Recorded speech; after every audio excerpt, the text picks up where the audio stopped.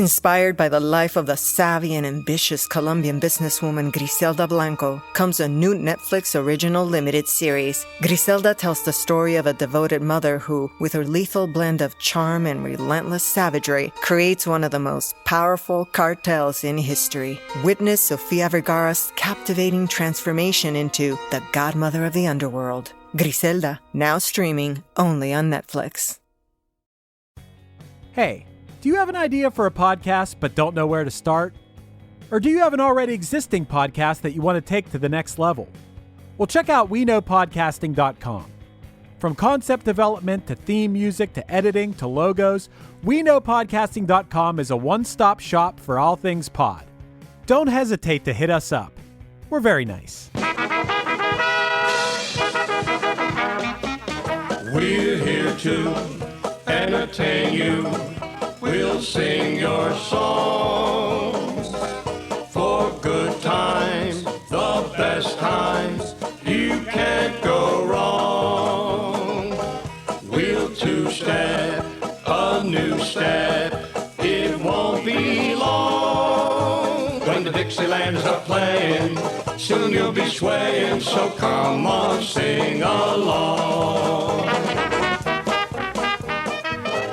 Hello and welcome back to another episode of Before My Time. I'm your host, Kelsey Laurie, where we dive into subjects that happened, well, before my time. Today we are joined by none other than the Geekscape podfather, Jonathan London, to talk about film noir classic Double Indemnity. Let's do it. The chilling masterpiece from the pen of James M. Cain, Double Indemnity. All right, Jonathan, I'm super excited you're here. Thank you for being on the show.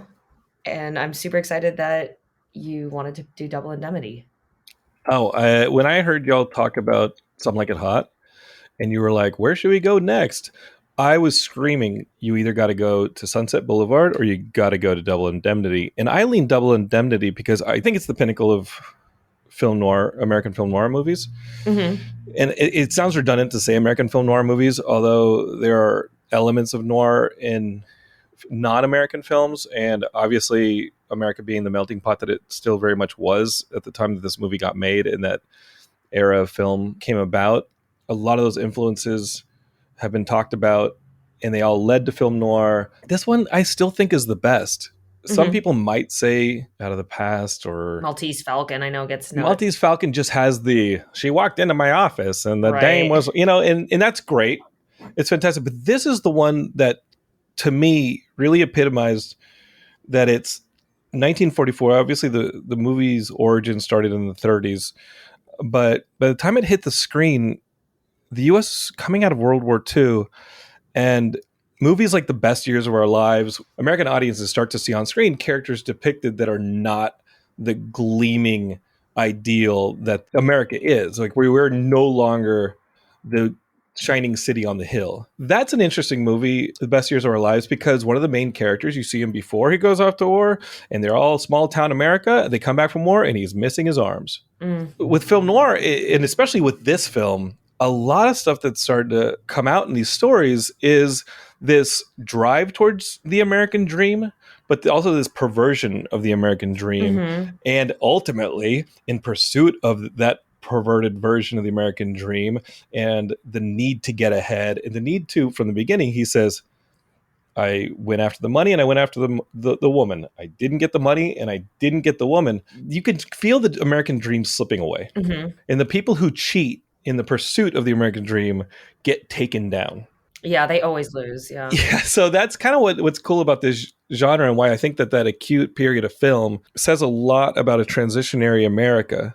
And it's also why I think it's beloved by film historians. I think it was beloved by audiences. There's just a lot to say about it. And Double Indemnity, I think, is the best example of all that. Yeah, absolutely. I agree. I completely agree. It has every single thing like a perfect film noir should have. And it's interesting, even you were saying kind of back to the bad guy. I mean, obviously we're watching it from a criminal standpoint in his confession tape, which a lot of them have that kind of style. But we just did a episode on pre-code Hollywood, which goes up until 1934. And you can't glorify anyone that commits a crime. They have to lose. That's part of the code system. And so it kind of goes hand in hand. But even still, it's kind of this like weird slippery slope of I don't want to say glorifying these criminals because it's not. They all lose, they die, they they confess, they whatever it be. But it is this kind of weird, I feel like it's the first time in a while that films started going that darker route. And like you said, the perversion towards the American dream, because right when the Hays Codes did hit, then everything kind of came a little more like, da, da, da, like it's all good. And, like we have that like late 30s Hollywood that's, a lot more Fred and gingery, and which I love. But I think this is kind of, getting back into that darker, like, oh shit. And coming out of a war, like you said, I think a lot of realities hit our world. And not just coming out of a war, going into decades of war. Yeah. Like, you got Korea right after this, and then you've got Vietnam, and then it just never ended. And if anything, the wars just got more secretive. I know. I literally, I'm like, well, what's going on right now? Like, there's probably they just kept happening. I mean, I don't think it was until Iraq or the invasion of Afghanistan that the U.S. started being like, hey, we're going to war. How cool is this?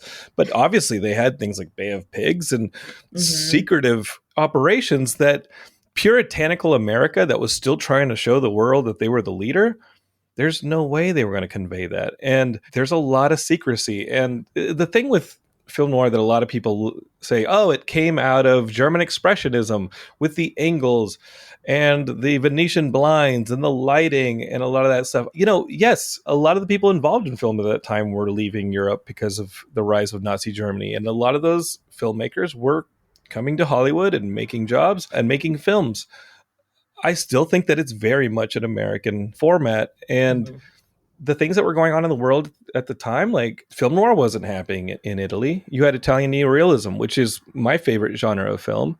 That's my favorite era. And they're showing people get shot on screen. You couldn't do that with puritanical Hays Code Hollywood. You could in the murder in this film. I love that it's off screen. I think it's horrifying. That shot when they just show her driving and it's just a close up of her face and he's being murdered. And first of all, I have to say Barbara Stanwyck is one of my all time favorite actresses. She can do me no wrong in my life. Like there's just something so powerful and sexy and vulnerable about her. But I could go on a rant. But, and you should. She was the highest paid actress at the time, and Billy Wilder had a lot of problems making this movie and casting this movie. This is his third film. It's not like Billy Wilder was Steven Spielberg. And he was not on the same track that Hitchcock was on. They were peers. They were contemporaries that like had each other's backs. They were in a friendly competition with each other. They borrowed each other's style. I love the scene right after they lay the body on the track where they try and get away with it. And they start the car and the car doesn't start. And you gasp, which is crazy because they just committed a murder. And they have to get away with it. They have to start the car. The car doesn't start. And for a moment, you're sitting there as they try and start the car, and you want the car to start. You have become complicit with the murder. Yeah. Hitchcock does that in Psycho. 20 years later, 15 years later, when he pushes the car into the swamp and it stalls and it doesn't sink and the audience goes, ooh.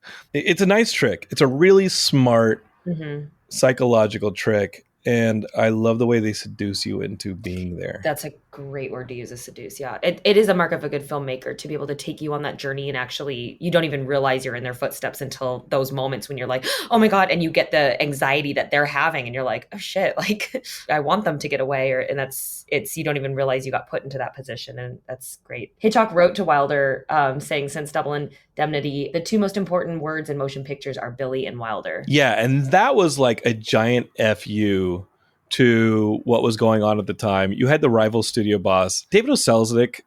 He put out a movie called Since You Went Away. And part of his marketing campaign for this giant studio picture, Since You Went Away, was these are the four most important words in movies since Gone with the Wind.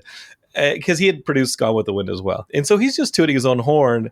And Billy Wilder was like, this ad sucks. So he came out with an ad. He paid for it himself. He put ads in the papers and said, Double Indemnity are the two most important words in movies since Broken Blossoms, which was the D.W. Griffith film. And Selznick was pissed. So Selznick was like, oh, they're mocking me with these ads that they've bought themselves. And Alfred Hitchcock went to bat for Billy Wilder and said what you did. He took his own ad out. These are like rappers going at each other. I know, this is great. It's like old school battles before Twitter.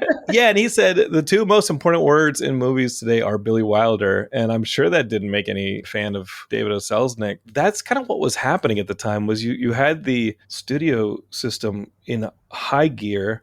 And so Billy Wilder is trying to make his third film, and he's having trouble getting a co-writer. Like people are turning this down. There's this James Cain story. It's really like a story that was released in several parts. It's based on a true 1920s murder trial where a woman gets somebody to help her kill her husband. He was witness to it because he was a reporter. He came out of journalism. And he's like, man, this would be great. This would be a great idea for a story. And he writes The Postman Always Rings Twice. And like that's the one that like people were really into. And he followed it up with Double Indemnity. Neither of these stories were stories that in the Hays Code you could have made into a movie. Double Indemnity, and the story originally ends in a double suicide on a boat. Okay, like that's pretty gruesome. The original Double Indemnity cut ends with Neff at the gas chamber. That was shot. It was a major downer. Audiences didn't like it. The director didn't like it. I don't think the studio liked it. But it was a little closer to the on-screen or in-story death that you see in the original story. Here, they had to kind of like change some things to make it work. The thing that's amazing is that they get Raymond Chandler to co-write the script. It's his first writing gig in Hollywood. Raymond Chandler is, a crime novelist. And they're like, who do we get to co-write this screenplay? And so Billy Wilder, who always co-wrote his scripts because two brains were better than one, he's like, okay, I'm going to work with Raymond Chandler. And he tells Raymond Chandler, like, hey, let's co-write this script together. And Raymond Chandler has no idea how hard it is to write a script. And he's like, great, I'll get you a version on Friday. It's the biggest piece of garbage script. What the hell is this? And then they spend weeks rewriting it. And the thing is, like, I think Chandler, who then ended up like writing for Hollywood, when he came in, he's like, man, as long as I get $250 a week, I'm aces. He was getting paid $750 a week. Like he was super surprised that Hollywood was like the cush place to write. Welcome to Hollywood, kid. His relationship with Billy Wilder was terrible. Like Billy Wilder's writing this script. He's got Raymond Chandler there who does not think Cain is that great. He thinks Cain's kind of like the kind of writer that you would use his pages to like line a birdcage. And now he's rewriting this thing. And Billy Wilder would like always wear a hat. And he's like, I thought it was rude that he would not take his hat off in the office because I always kept thinking that he was going to leave. Or Billy Wilder would be on the phone with women, and Raymond Chandler would think that was like putting in his face that he couldn't get a girl. That like there's this womanizing Billy Wilder on the phone with babes all day and dames all day. The other thing that Billy Wilder would do is drink, and Raymond Chandler was sober. Okay. He was on the wagon, and they would just fight. Like, yeah, they couldn't be like any more of an opposite team. The complete opposite team, but this script could not be better. Yeah, maybe. I mean, I wonder, I bet that came through a lot with that tension and that like animosity. I mean, I feel like that only helps the end product. And a lot of it was Chandler's dialogue. Mm-hmm. The lines in this movie. Oh, they are killer. It meant he was a dead pigeon. I mean, who says that? You're going to get away with it, baby, and I'm going to help you. Yeah. Right down the line. Babies. Right down the line. I know. The minute he brings in, which is a little more that old school, gives you that like, okay, this is early 40s. But I love that. I miss that in films, which I feel like we can't do today because it's womanizing. Go ahead and do it. I love it. I love all the like, hey, baby, like kind of aggressive sexual tension. It's amazing. It's brilliant. Because the Hays Code didn't allow you to put it in the movie. And they know that. And what's funny is when they're in the marketplace, I was just gonna say, I think it's like the planning this murder. Sexiest shots is in the marketplace. This is the example of domestication. Mm-hmm. This is not meeting in an alleyway. This isn't meeting in some warehouse or by the docks. This is the centerpiece for domestication in 1940s America is the market. And they are talking about a murder in the aisle that is selling baby food. They're completely aware of what they're doing in this movie. Every piece of this movie is very carefully planned, except one. And that is the fact that their lead actor is married. They didn't remove the wedding band. His wedding ring can be seen on the couch scene. I didn't realize that. His wedding ring is in a few crazy scenes in this movie. And audiences noticed it, but nobody else. But Fred MacMurray was married. And I love the casting of Fred MacMurray because it's like the dude that ended up being in like My Three Sons. Like he's a charming. So perfect for this role because he is charming. Like, I mean, the minute he walked, I watched it again this week and I was just like, oh, I'm swooning, which is you kind of need that guy for this role to have that aggressive, like it helps you fall in love with him and it puts you without you realizing it back into the, like you said, seduced into their footsteps where you're like, God, I'm with this guy. Yeah, he is not the hard-boiled detective that you think of with noir. He is the person that comes back from a war and gets a job as an insurance salesman. And Fred MacMurray was like a Tom Hanks. Like, you're not going to have Tom Hanks plot a murder or think about doing something like this. And so Fred MacMurray got the role because other actors passed. One of the famous stories is that one of these earlier actors was like, hey, I'd love to do this role. This sounds great. Where is the scene where he flashes the badge and we find out he's an FBI undercover agent? And Billy Wilder's like, no, there is no scene like that in this script. He's not a hero. He goes down with the ship. And that turned off a lot of the actors. Everyone wants to be the hero. Yeah. And it turned off Barbara Stanwyck. It turned off Billy Wilder's co-writer on his earlier films. People did not want to make this movie for years. And Edward G. Robinson, who should have won all sorts of awards for this, didn't want to play Keyes because it's a secondary character. Oh, it's such a good character, though. Yeah, he got paid the same as Barbara Stanwyck and Fred MacMurray because he was a star. He was in like Little Caesar and these movies in the 30s that were gangster films. And so as sound came about and you started having these actors give monologues, and he gives two amazing monologues in this movie, he was like, I'm not taking second, third billing. Like, why would I take this job? And it really did set him on a path for the rest of his career. Barton Keyes is probably my favorite part of this movie. I do love Barbara Stanwyck. I love this movie, but I know it's so good. The Barton Keyes character, to me, and this movie is about an insurance salesman who goes to this femme fatale's Black Widow's house, and she ropes him in to an insurance scam to take out a life insurance policy, an accident insurance policy on her husband, and then the plot to fake an accident and kill him to collect on the insurance. And she's a Black Widow the entire time, and he gets roped in, and she entices him with like an anklet. You know, you see her come to the top of the stairs in the house when he first shows up, and she's been sunbathing and she's wearing a towel. I love that. The first time you see her, she's just naked, basically. I'm like, this is amazing that it's just that raw, like, oh, who's at the door? And the towel, the towel almost has to be up around her neck because of the Hays Code. Yeah.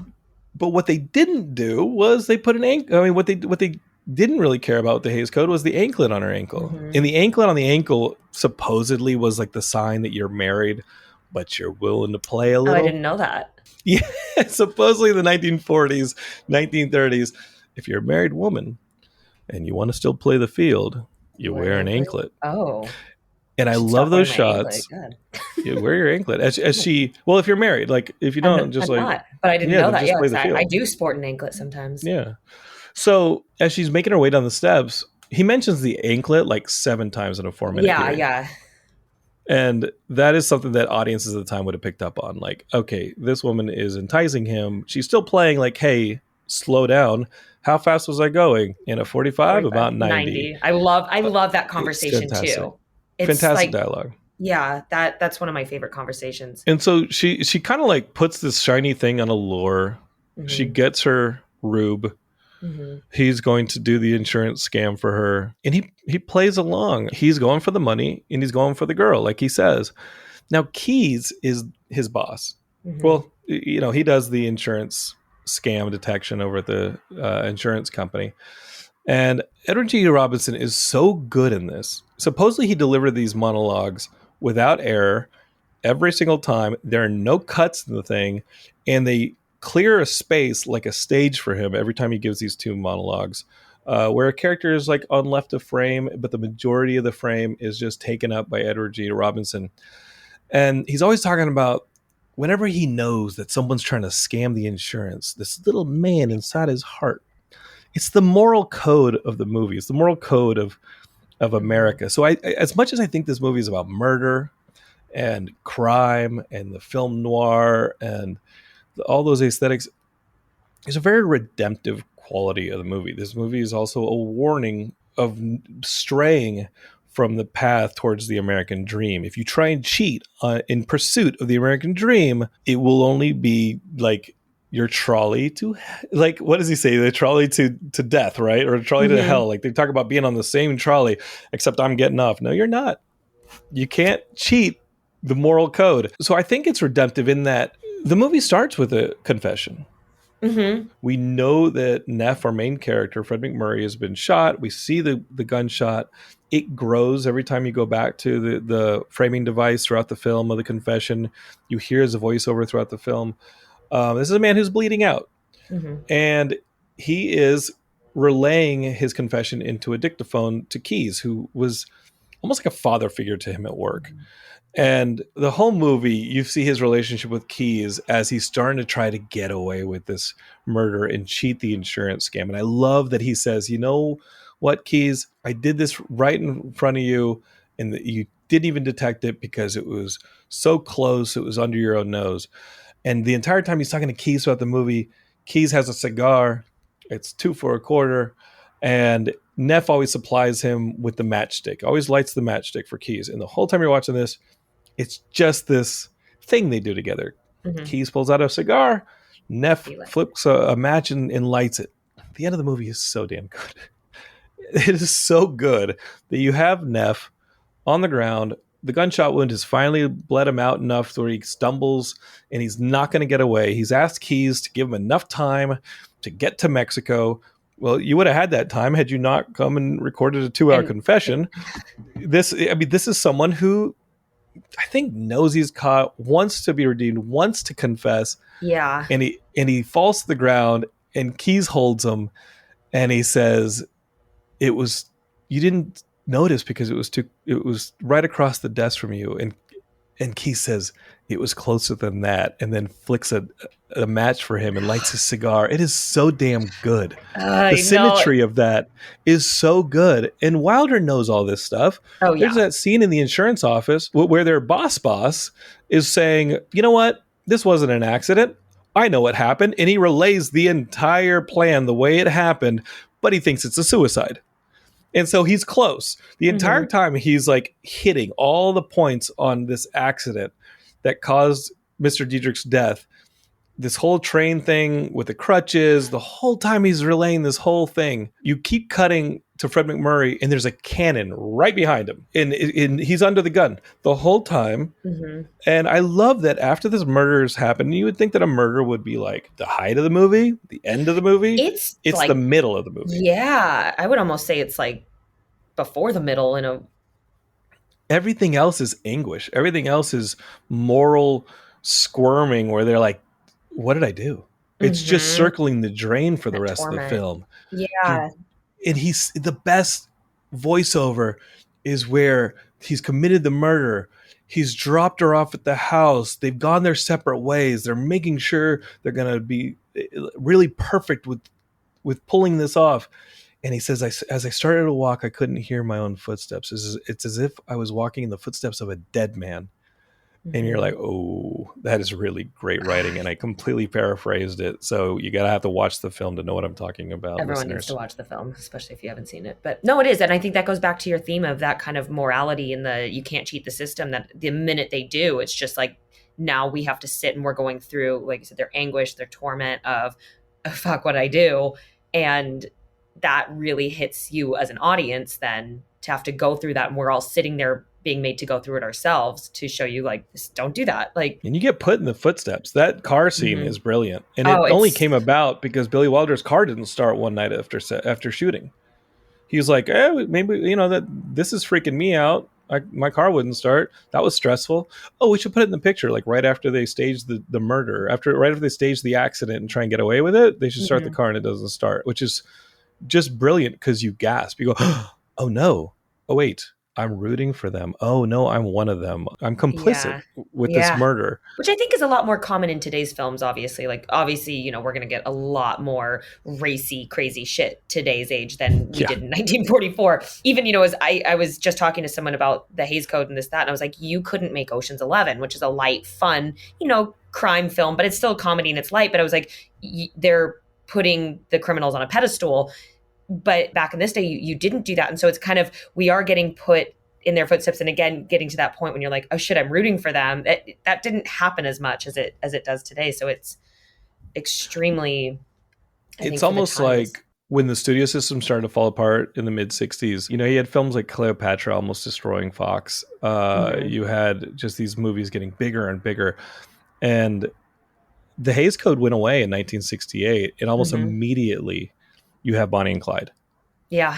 And Bonnie and Clyde is incredibly violent. And Easy Rider and Raging Bull, suddenly all these European influences and foreign influences start to make their way into Hollywood, because while the Hays Code was keeping this stuff out of cinemas, indie cinemas were taking over, and people were able to start seeing the Kurosawa films and the French New Wave films and the Italian neorealist films. They were starting to see this stuff in the 50s and 60s while people were staying at home watching television.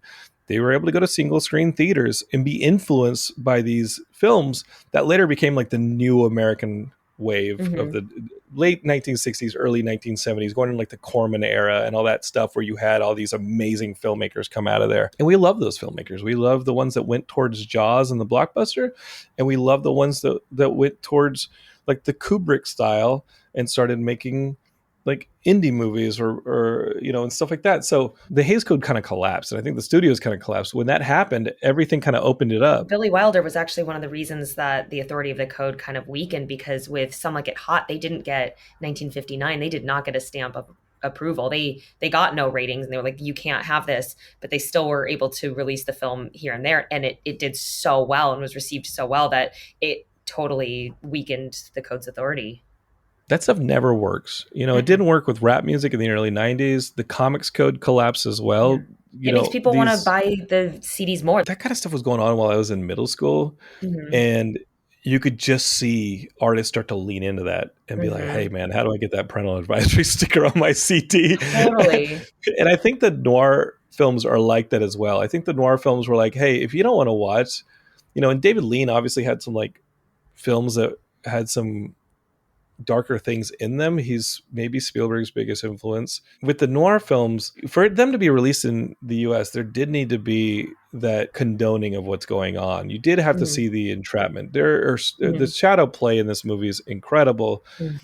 Obviously the Venetian blinds, which is like the stereotypical, signature of the noir, but also like look at the angles. Look at the amount of high and low angles or a little bit of Dutch angles. Look at the stairwells and the way that they're treating the characters. The entrapment, you first see Mrs. Diedrichson, Barbara Stanwyck's femme fatale character. You first see her through the bars of the stairwell. You then see her do the walk downstairs. Through the bars of the stairwell. The whole movie is a premonition. He tells you the whole film in the first scene.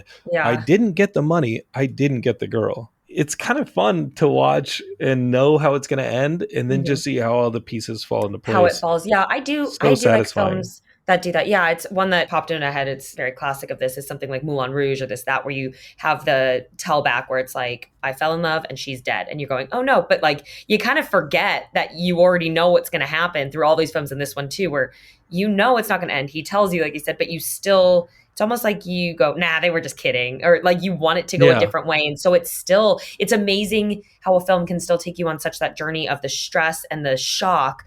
And and you're cheering for them to circumvent destiny. Yeah, and it's exactly. Like, you're not going to nobody gets away with this. Every time I watch Titanic, I always have this like gleam of hope that I'm like, it doesn't go down this time. Jack does not die. Like, but I love the argument that there's like room on the door for him, and it's like, nah, they both would have sank. They both would have sank. You ever tried that trick? Oh, they would have sank. There's room on the roof. No, they both would have sank. They would have floated, but there would have been too much water coming on that then they would have froze. Heck yes. Like, he had to go. They should have just floated around on Billy Zane's corpse. We should remake Titanic. I don't know. The remakes on Double Indemnity were all pretty bad. Yeah, there was a 1970 TV one that was not great. And don't do made for TV movies to start with. But because the explosion of TV, and that's where the eyeballs were, that's where they remade it. Famously, Billy Wilder called Barbara Stanwyck after they aired it and were like, yep, they didn't do it right. Radio was also big, and what's cool is that Barbara Stanwyck and Fred McMurray in, I think, 1950 or the early 50s did do a radio version of this. Oh, that's and they cool. did do their own voices, and that was really cool. Double Indemnity has been tried a couple times. I don't think any of them are successful. There is a version of Double Indemnity, which isn't called a remake of Double Indemnity, but it's fantastic. And that's Body Heat. That's an early 80s movie. Body Heat, but yeah. Body Heat's like one of the hottest movies you will ever see. And what's amazing about Body Heat is it's Lawrence Kasdan, who, like, he's coming off of like writing Empire Strikes Back, writing on the first Indiana Jones movie. He can do pretty much anything he wants after he's come off of these hits. And he's like, I'm going to direct. And I don't think he's ever admitted this before, but he's like, I'm going to do a version of Double Indemnity. It takes place in Florida. William Hurt is the lead. Kathleen Turner is the femme fatale. And Richard Crenna, which, funny enough, Richard Crenna, who's in the film, kind of plays the Mr. Diedrich role of the husband. Ted Danson's also in this, a very young Ted Danson. Oh, wow. But Richard Crenna was actually who played Walter Neff in the bad TV movie version of Double Indemnity earlier. Now he's playing the Mr. Diedrichson role. And there's a really famous scene where like William Hurt and Kathleen Turner have met. It's kind of the couch scene from Double Indemnity, but they know this is no good. They can't go along with this. And everything is sweaty in Florida and it's all hot. And he's turning to leave. And she's like, okay, I think we avoided a very bad decision. And they see each other through the window. And he grabs like her patio furniture, like a chair, and like smashes it through the door, and they just grab each other. It's like the implied sex scene from Double Indemnity where they go on the couch and it's like an implied sex scene. Yeah. And this one, it's just like you can just hear the saxophone. It's like, brr, like they're just ready to bang. Just like to the extreme. Everybody's like so hot. Like William Hurt's like young. Kathleen Turner's so hot. Smoking. She's so hot. And Kathleen Turner did the voice later on of another great noir movie, Who Framed Roger Rabbit. This is where she first played the femme fatale. And yeah, he throws a piece of her patio. I'd be so pissed if somebody threw patio furniture through my window, like giant window. And he smashes it with his chair. And then they just can't stay away from each other. They just tear at each other. They had to show the carnal. Oh my God. Body Heat's great. She found her niche. Oh, she yeah. was like, and she has that deep, sulky voice. Like, she's perfect for it. Yeah. Yeah. The other weird thing about that movie, which makes it very worth watching, is the scene of like entrapment where William Hurt's like, oh no, there's no way to get out of there. He's kind of like stumbling around downtown and everything looks like a police siren or a police light. And he's like, this is so inescapable. And then randomly this clown just appears. And you're like, what the fuck? What is happening? It's brilliant.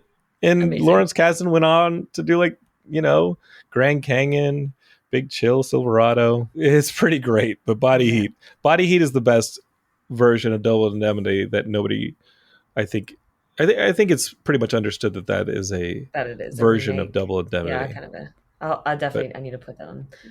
I like to watch these movies, and there's a couple things that stuck out that you're just like, whoa, that's a sign of the times. And one of my favorites when he's like, I didn't want to go home, so I went through the drive-thru and got a beer. And he's sitting, and just sitting in his car drinking a beer. And I was chilling. Like, just drinking behind the wheel. That being said, you do see those drive-through liquor places in the South. That's where it's like true. A giant barn. In the center of the barn is a place where you can drive your car up and be like, fill her up, Tex. I think Lola is also a really sweet part of this movie, and kind of like the real victim of the film is Lola, whose mother gets her father killed after the mom has already killed her mother. It comes out like this is not the first murder that Mrs. Diedrichson even when is she's a part of. Yeah, she's like, I know that look in her eyes is the same look after my mother died, and and it's just she's just living with her knowing. How old is Lola supposed to be? She's supposed to be a teenager. I know, and because when she first comes on, I'm like, oh, she's drop dead gorgeous. But yeah, when she started like, Daddy, I'm just going to go with Anne and we're going roller skating, clearly lying. We've all done that. And I was like, I know this shtick. I never did that. That was so boring in high school. I was too. I actually was like a goody two shoes. I was really good, but I'm doing that. I've been back home since the pandemic. Now I'm 30 and I find myself lying now more as an adult than like I'll be going out on dates. I just want to keep stuff to myself. So I'm like, I'm seeing some friends and I'm like, hot date. You have to lie now because of COVID. That's true. You have to be like, I'm just going to go I'm out going in the out woods for a by walk the alone. I'm going to hang out in my car. And then as I walk, there's like a. Yeah. It was another dark night. Yeah. You're like, no, you're going to throw somebody's patio furniture through their window and bang them out in the living room. We know what you're up to. My dad listens to this podcast all the time. Hi, Dad. I'm so sorry, sir. You have to pay for a plate glass window.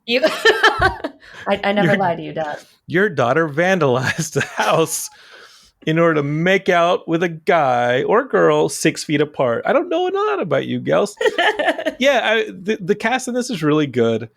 The character that I really love and kind of gets like the short end of the stick, even though he's not a good person, is Nino Seghetti, the boyfriend of Lola, who's like, just a dick. Like, what a dick. And he was clearly going to try and kill Walter Neff.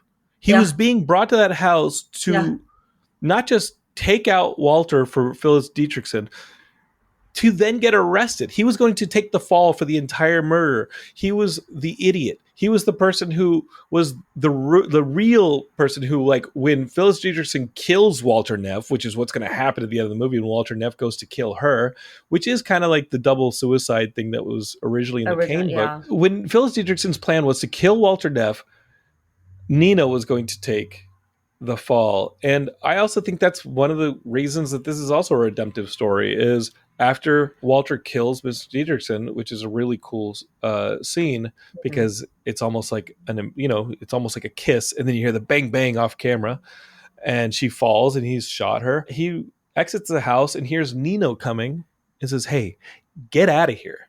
You don't want to be anywhere near this because shit is about to go down. The cops are on their way." So he's a redemptive in that way. Like, that's his one redemptive thing. That's kind of like, all right, get out of here. Guy who was rude to me at every turn. I also like the geography of Los Angeles. I found the house. I found Mrs. Dietrichson's house. Really?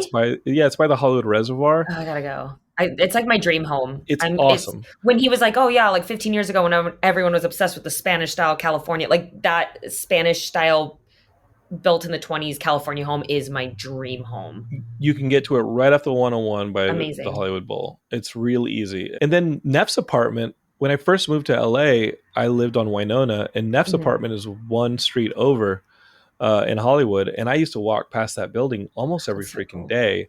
And I was like, that's Walter Neff's freaking apartment. That's really cool. LA geography is all pretty accurate in the film. It would take 2 miles to walk from Neff's apartment to the Dietrichson house, which he does do so that nobody sees his car leaving the parking garage. But the one thing that I thought was weird was when Lola was like, I'm going to meet Nino at the corner of Vermont and Franklin, which is now like the northwest corner is across the street from what is now House of Pies. Oh, yeah. No, man, that's a house. You ain't meeting him there. And then in that scene where he drops her off there, it's like downtown LA.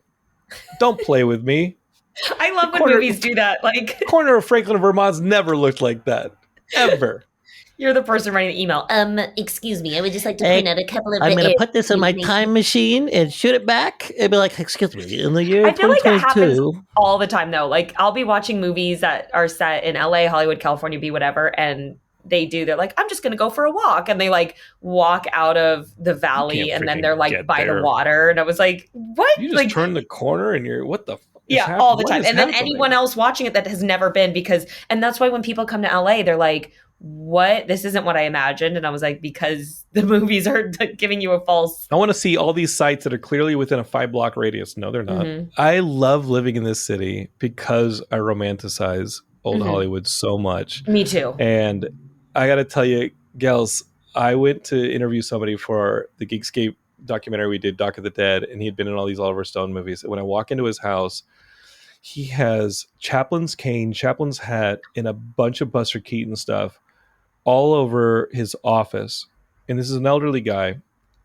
And I said, wow, how'd you get all this stuff? And he said, I was Buster's understudy. And this guy was Buster Keaton's understudy. And I listened to your episode with Jennifer Zhang when you all were talking about vaudeville, and Buster came out of vaudeville. There's some really great books that just got I love released about Buster. And Buster's my personal favorite. I love Charlie Chaplin. I think Buster was a better writer, director, and we can do Buster Keaton's film history anytime you want. Yeah. But the only story I'll share to keep this short is after we wrapped up the interview, we're hanging out in his living room, and he has this piece of driftwood, a sign made of a big piece of driftwood on sailing rope, is being held on sailing rope. And it's just a sign. And it said, no pets, no kids, no actors. And it was super faded. And I said, well, what is that? And he said, okay, when Buster Keaton first moved, to Hollywood, after he'd been, as a kid, he traveled with his family doing these vaudeville shows. But now he's about 18 years old, and he's going out to Signal Hill for a week to do a movie with Mack Sennett. And at the time, he was like segueing from being one of his players. I guess this was in 1918. This had to be 1910 or so, because by 1918, he's like crashing fucking trains into canyons and shit. Like he's doing like parodies of, massive D.W. Griffith films by that time. So it must be 1910, somewhere in there. He's 18 years old, and he finds a classified that has a room for rent for the week, and he needs it. He's going to be out there at Signal Hill for a week.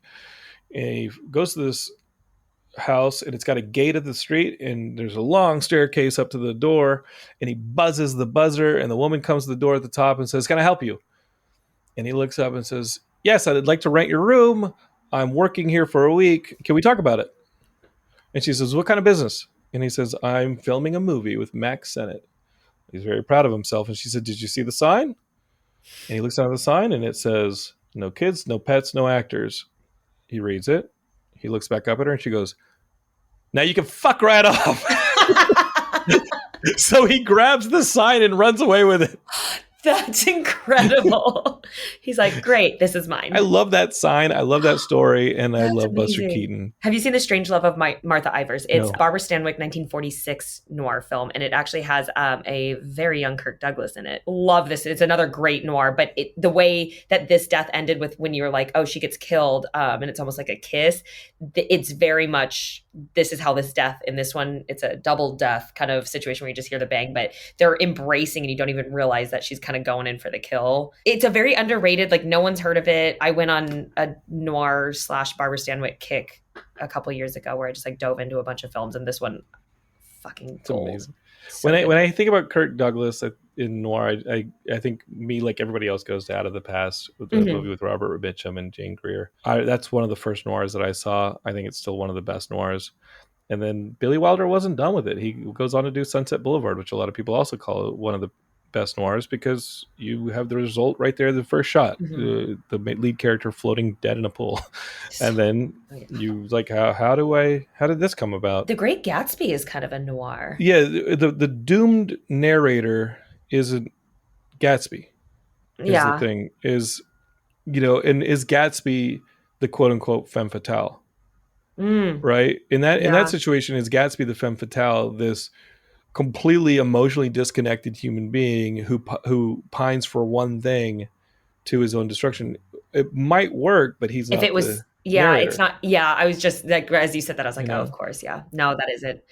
And also another theme of noir, aside from all the everything kind of we talked about, is the theme of being trapped and having to get out. That's, they even said, I think I said this on the Vietnam podcast, that I was listening to an episode of something that was talking about noir through music, like the theme of noir and the animals, we got to get out of this place. They were like, that is a perfect film noir through a song theme wise, which is also kind of an interesting back to the shot of her through the bars, where it's incredible, the entrapment, but it also kind of puts in that like subconscious prison stuck feeling. If you're not doing that with the foreground, you're doing it with the background, you're doing it with the shadows, you're doing it with the lighting, you're doing it with the angles, you're doing it with the stairwells, you're doing it with the doorways.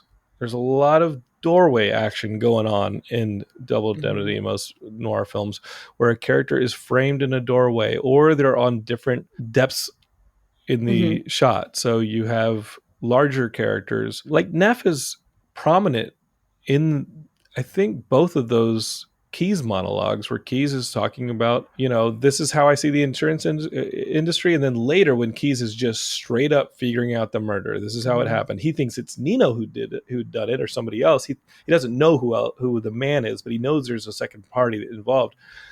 And Neff is just sweating in the foreground. And I love that shot. I love how extreme this genre is. And you still see it. They still make noir films. There's still films that play with all this kind of stuff. They're neo-noirs like Blade Runner. By the way, listeners can't see right now, but I can. And you have this epic shadowed lighting going on where you've got kind of a Venetian blinds. It's themed. Yeah, I really appreciate it. I was talking to this dame on a podcast, you see? I've entrapped myself. This network is what's entrapped me. I don't know what happened. I was just talking to this guy online, Matt Kelly, and he told me I should start a podcast. So I did, but I didn't know how deep in I was going to get. You got to believe me, Jonathan. You got to. Why would I want to grow up if I can just talk about pop culture with my friends forever? It's fun at 25. You know, when you're a kid and you're like, when I grow up, I'm going to live on one block with all my friends. Yeah. And Billy's going to live downstairs. And then Susie, who I like, is going to be my wife. And you imagine this weird utopia where everyone you like is living in a 2-block radius, like the friends you have after school. Oh, yeah. Who you run around the neighborhood with. And you're like, my sister and I were going to have houses with a bridge that connected. Absolutely. Yeah, we were going to live on and a then farm. you read Bridge to Terabithia and you're like, man, those fucking houses would have collapsed. No, you end up with this weird like metropolis that you're thinking of. You're like, oh, this neighborhood's going to have everybody I've ever loved in my life living close to each other. That's a lie. Doesn't exist. I've Crumble never been that so one far. right out of the bat. Geekscape is me creating that neighborhood. So it can happen, but it has to happen metaphorically. The goals that I have today in my 40s are still the goals that I had when I was 7 years old. I've just found adult ways to achieve them. People should do that more. I think people lose that. You gotta find that kid. I'm the same way. If my little 7-year-old self saw me today, she would be so excited, and that makes me happy. They would lose their minds. Matt's like, can I just end this? Like, I have work to do, and these idiots are sitting here podcasting and be like, all right, Matt Kelly's the swellest. We should do a theatrical podcast. Yeah, where it's like Matt Kelly and friends. And it's basically like Geekscape's Muppet Babies. Oh my gosh, this is scenarios amazing. Where it's like, who stole my airplane? We have to solve mysteries, right? Like, the dog got out. We got to go catch him. Guys, what are you doing? Nothing. You guys play nice together, you hear? I'll be back in an hour. See, the best idea, the worst idea. Definitely the most in-joke idea of all time. Matt, write it down. Anytime somebody joins the network, we basically gang jump them into it.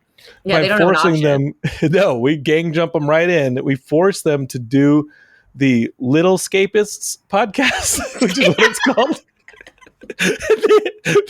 The Little Scapists podcast. They have to play infantile versions of themselves of little adventures with the rest of us. Wait, before we go, I had a really deep, raspy voice. I sounded like I was a smoker. You did? Kid. Yeah. It was really cute. And I'd be like, guys, wait, no, we should put on like sequins first and dress up. We'd always need to dress up. What about these feather boas? They're going to look really good. Yeah. I'm going to wear a cape. Jonathan, we've gone all over the place here within the realm of our lovely film noir. But I don't even know how to wrap this up. So I'm just going to announce to the world, we are wrapping this up. So do you have any final thoughts on Double Indemnity? I think people should see it. This is a required viewing for American film history. I think that several organizations have called this one of the top 25 American films of all time. I think it definitely belongs on any top 100 list of American films, or just films in general. Watch this one and then really enjoy it.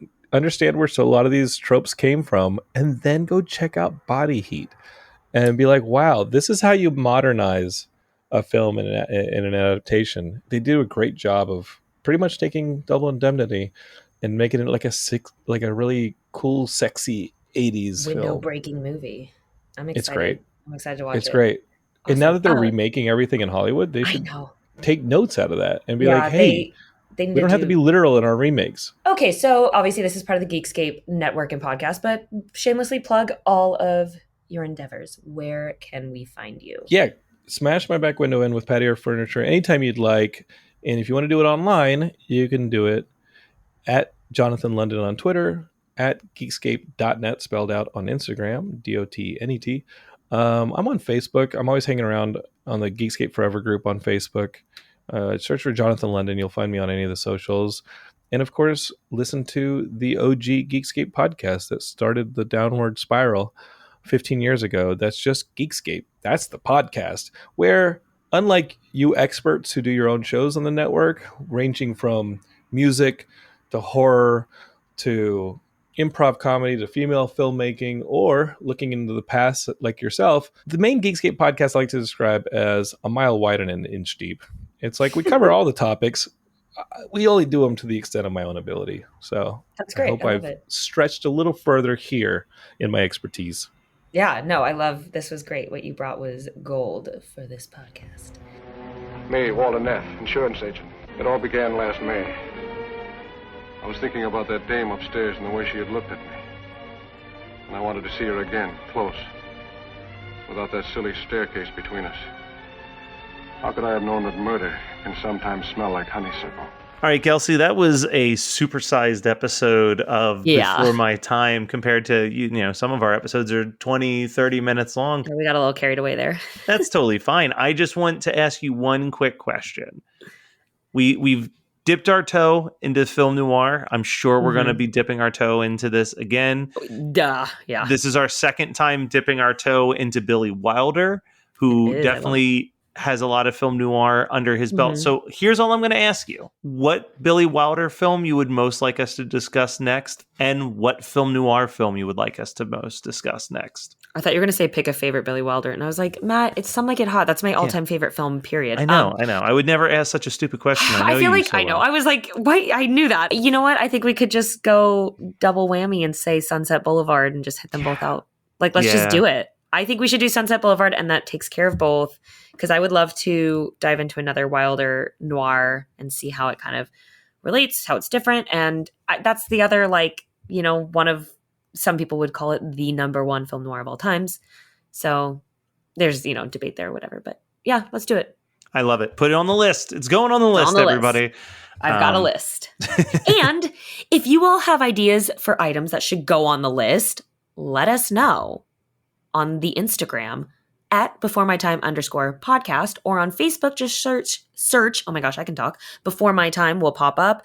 Say hey, say hi, say hello, and tell us what topic you think we should cover next. And we'll be back next week with more.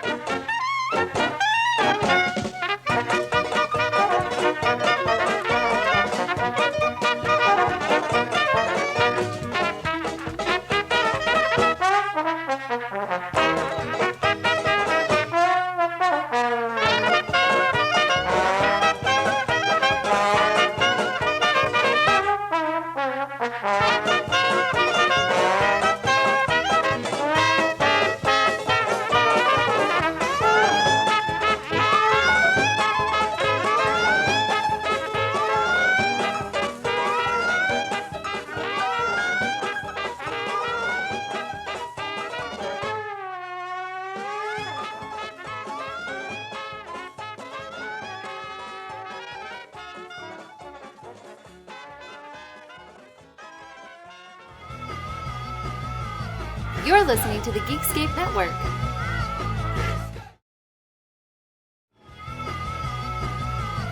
You're listening to the Geekscape Network.